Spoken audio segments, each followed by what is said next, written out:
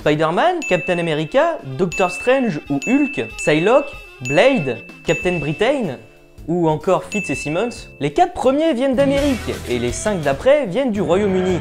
La plupart du temps, les héros ou les vilains Marvel viennent d'Amérique du Nord ou alors de pays n'existant même pas dans la réalité, tels qu'Asgard ou le Wakanda. Mais nous, en tant que bons Français, n'est-ce pas? Bah on s'en fiche des Amerlocs. Nous, ce qu'on aime, c'est la France! C'est pourquoi aujourd'hui, je m'en vais vous présenter 5 personnages Marvel français. Bon, avant de commencer, on va mettre quelques petites choses au clair. Premier point. Ceci n'est pas un top, les 5 personnages que je vais vous présenter ont été mis dans le désordre. Deuxième point. Dans cette vidéo, je vais parler donc de personnages français. Mais par personnages français, j'entends des personnages ayant la nationalité française, et non des personnages ayant été inventés par des auteurs français. Troisième point. Attention, je ne suis pas un connaisseur des comics. Tout ce que je vais vous dire aujourd'hui, je l'ai vu sur internet. Comme vous le savez, j'aime bien me poser des questions sur l'univers des comics. C'est pourquoi un jour je me suis posé cette question. Y a-t-il des personnages français dans l'univers Marvel? Cette vidéo parle donc de ce que j'ai trouvé sur internet. Si je fais des fautes, n'hésitez pas à me le dire en commentaire, ça sera avec joie que je les lirai. Et enfin, quatrième point, je vous aime.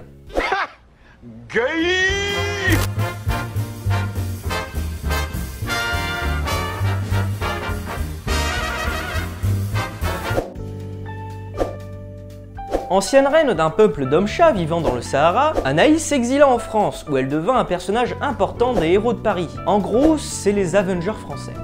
Avant de rejoindre le Bureau Discret, une organisation secrète française. C'est en tant que membre du Bureau Discret qu'elle fait la rencontre de la Chose, l'un des membres des 4 Fantastiques. Celui-ci s'étant exilé en France pendant la guerre civile sévissant en Amérique entre les différents super-héros. Elle en tomba même amoureuse.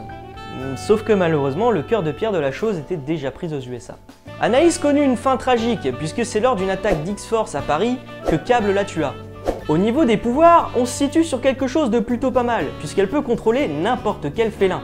Allant du plus pourri chat de gouttière à qui il manque une patte et quelques yeux, jusqu'au lion le plus badass et le plus féroce. De son vrai nom, Jeannine Sauvage... Elle est où, Jeanne? Elle est la descendante d'une longue lignée de Français ayant combattu pour la France. Tout commença en 1793, lorsque Jean Desmarais, un guillotin et révolutionnaire français, trouva la fleur du mal, une épée maléfique dotée d'une conscience. C'est le Rubilax de Marvel en fait. L'épée promit à Jean de lui donner tous les pouvoirs nécessaires pour vaincre ses ennemis en échange d'un pacte de sang. Il accepta sans broncher, mais ceci maudit toute sa descendance. C'est alors que ses descendants, les uns après les autres, empruntèrent le nom de Guillotine et se servirent de la fleur du mal. Après avoir combattu lors de la Révolution française et de la Seconde Guerre mondiale, c'est au tour de Jeannine de prendre le pseudo de Guillotine et d'utiliser la fleur du mal pour faire le bien. Jeanne, au secours!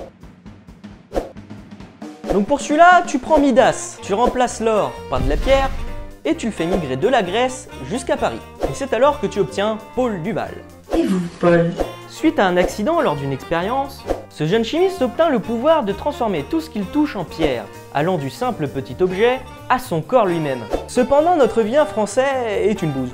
Incapable de faire face à des héros tels que Thor ou Iron Man, il a fini plusieurs fois en prison. Il eut cependant un instant de gloire lorsqu'il trouva un artefact du serpent, le dieu asgardien de la peur. Il devint alors Mok, une entité surpuissante et monstrueuse. Sous cette forme, il eut ainsi le pouvoir de transformer tout Paris en pierre ainsi que ses habitants. Et pour la première fois de sa vie, il réussit à faire fuir Iron Man. La faute a pas de chance, les héros arrivent quand même à l'avoir grâce à Odin qui réussit à enlever le pouvoir du serpent. Odin rendit sa forme d'origine à Paris et Paul fut envoyé une énième fois en prison. Originaire du XIIe siècle, Bénet du Paris était un croisé ayant combattu aux côtés d'Eobard Garrington, le chevalier noir de l'époque. Lors d'un voyage en Égypte, il rencontra Apocalypse, le mutant immortel, qui lui réveilla ses pouvoirs de mutant. Apocalypse fit de lui son serviteur, mais il se révolta et il se fit enfermer alors dans les Alpes suisses. Mais plusieurs siècles plus tard, Magneto le réveille. Il devint un membre important des Acolytes, le groupe de méchants mutants de Magneto. Il en était même le dirigeant en intérim lorsque Magneto n'était pas dispo. Il combattit plusieurs fois les X-Men et les Avengers grâce à ses puissants pouvoirs psioniques, ce qui en fait un mutant plutôt balèze et un très bon adversaire. Originaire de Marseille, Georges aime la pétanque, le pastis et insulter les parigots dans les stades de foot. Georges Batroc est un Marseillais ayant rejoint la Légion étrangère française. Il y suit un entraînement militaire très rigoureux et devient un professionnel de la savate, une variante de la boxe française. Muni d'un ego surdimensionné, en même temps il est Marseillais. Il refuse de se considérer plus faible que quelqu'un d'autre. C'est pourquoi il s'entraîne toujours encore et encore, au point d'en obtenir des compétences presque inhumaines. Il quitta la Légion étrangère et devint Batroc le Sauteur, un mercenaire ayant plusieurs fois travaillé pour l'AIM et l'Hydra, faisant alors de lui un adversaire récurrent de Captain America. Le truc marrant avec Batroc, c'est que dans les versions originales des comics, il passe son temps à glisser quelques petits mots français quand il parle. Ce qui fait alors de lui le premier personnage à avoir parlé en français dans les comics. En fait, si je termine avec lui, c'est pas vraiment pour rien. Parce qu'effectivement, Batroc fait partie du MCU. En effet, il apparaît dans la scène d'introduction de Captain America Winter Soldier. Celui-ci, alors qu'il avait l'air d'être un combattant de taille contre le Captain,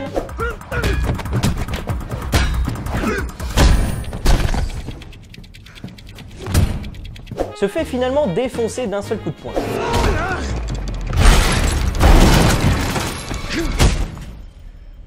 Du coup, que ça soit dans les comics ou dans le film, Batroc est un peu nul. Mais il y a un truc où il est géré, c'est que grâce à lui, je croyais que tu étais plus qu'un bouclier.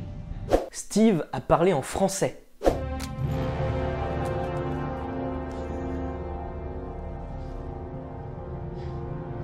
On va voir.